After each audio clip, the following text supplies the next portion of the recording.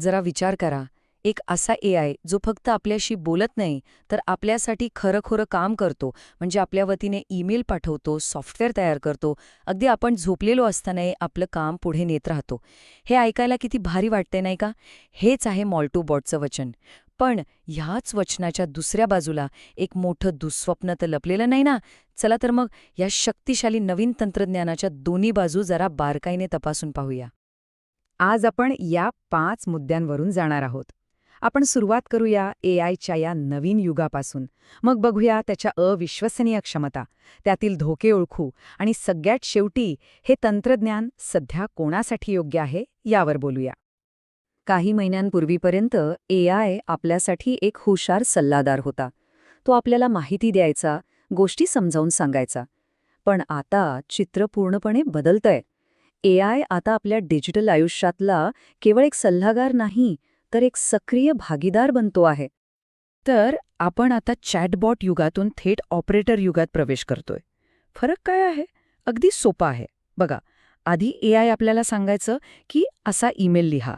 पण आता ते स्वतःच आपल्यासाठी ईमेल पाठवतं. ते फक्त प्लॅन सांगत नाही, तर तो प्लॅन पूर्णसुद्धा करतं. आणि हा टेक्नॉलॉजीच्या जगात एक खूप खूप मोठा बदल आहे. आणि या बदलाच्या अगदी केंद्रस्थानी आहे मोल्टबॉट. हे फक्त एक साधंसुधं टूल नाहीये, तर एक स्वायत्त एआय एजंट आहे. याचा अर्थ काय? तर असं एआय जे स्वतःच्या बुद्धीने विचार करून कृती करू शकतं. चला, आता या नवीन तंत्रज्ञानाच्या रोमांचक क्षमतांबद्दल बोलूया. कल्पना करा की आपल्याकडे एक असा डिजिटल कर्मचारी आहे जो कधीच थकत नाही, कधीच कंटाळत नाही. मग हा स्वायत्त एआय एजंट नक्की असतो तरी काय? सोप्या भाषेत सांगायचं तर हे असं एआय आहे ज्याला अक्षरशः डिजिटल हात आणि पाय आहेत. ते फक्त आपल्या सूचना ऐकत नाही, तर त्या सूचनांनुसार आपल्या कम्प्युटरवर प्रत्यक्ष काम करतो. अनेक जण याची तुलना थेट आयर्न मॅनच्या जार्विसशी करत आहेत. आणि ते काही चुकीचं नाही, कारण आता एआय केवळ आपल्या प्रश्नांची उत्तरं देण्यापुरतं मर्यादित राहिलेले नाही, तर ते आपल्यासाठी खरंखुरं काम करू शकतं, अगदी आपल्या पर्सनल असिस्टंटसारखं. मोल्डबॉटची क्षमता खरंच अविश्वसनीय आहे.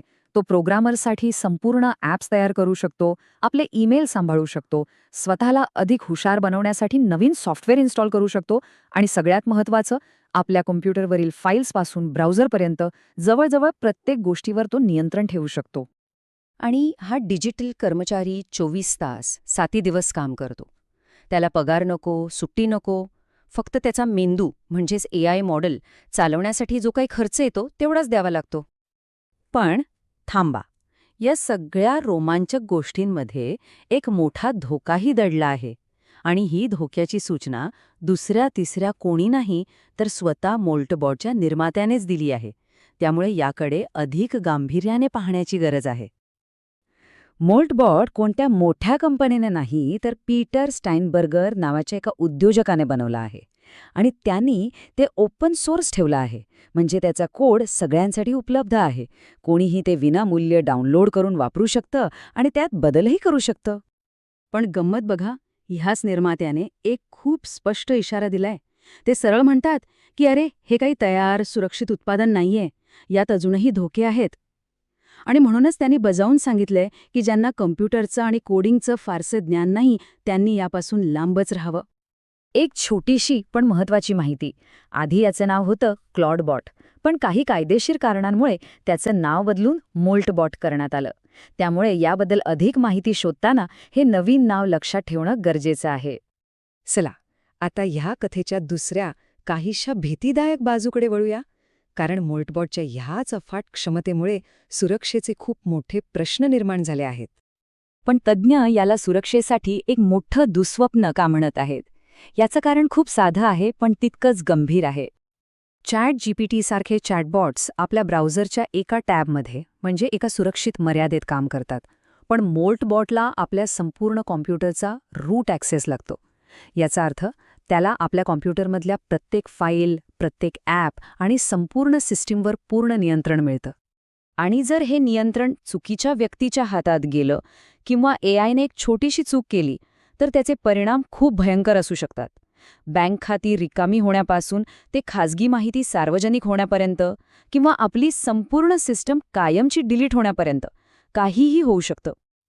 या धोक्याची तीव्रता एका सोप्या उदाहरणाने समजू शकते. हे म्हणजे जणू काही आपण आपल्या घरात सोनं ठेवून घराला कुलूप न लावताच बाहेर गेलो आहोत आणि सगळ्यांना सांगतोय की या माझं घर उघडं आहे. इतकं हे धोकादायक असू शकतं. तर मग अंतिम निर्णय काय? या दुधारी तलवारीचा वापर कोणी करायला हवा आणि कोणी नाही? चला याचं उत्तर शोधूया. निष्कर्ष अगदी स्पष्ट आहे. जर तुम्ही डेव्हलपर, बिल्डर किंवा असे उद्योजक असाल ज्यांना तंत्रज्ञानाची चांगली समज आहे आणि तुम्ही धोके स्वीकारायला तयार आहात, तर हे तुमच्यासाठी एक क्रांतिकारी साधन ठरू शकतं. पण जर तुम्ही नवीन वापरकर्ते असाल ज्यांना कोडिंग किंवा टर्मिनलची भीती वाटते, तर सध्या तरी यापासून दूर राहिलेलंच बरं. आणि तरीही जर तुम्हाला याचा वापर करून बघायचाच असेल तर एक सर्वात महत्त्वाची सूचना आहे, हे तुमच्या मुख्य कम्प्युटरवर कधीही इन्स्टॉल करू नका. यासाठी एक वेगळा जुना कम्प्युटर वापरा, ज्यावरचा सगळा डेटा जरी डिलीट झाला तरी तुम्हाला फारसा फरक पडणार नाही. ही खबरदारी घेणं खूप महत्त्वाचं आहे. तर शेवटी एक प्रश्न उरतो. मोल्टबॉट हे फक्त एक सॉफ्टवेअर आहे की भविष्यात आपलं आयुष्य कसं बदलणार आहे याचं एक मोठं चिन्ह? एक गोष्ट तर नक्की आहे, AI आता केवळ सल्लागार राहिलं नाही, ते आता एक कर्ता बनला आहे. आणि हीच कदाचित त्या भविष्याची सुरुवात आहे जिथे आपले डिजिटल कर्मचारी आपल्यासाठी विचार करतील आणि कामही करतील.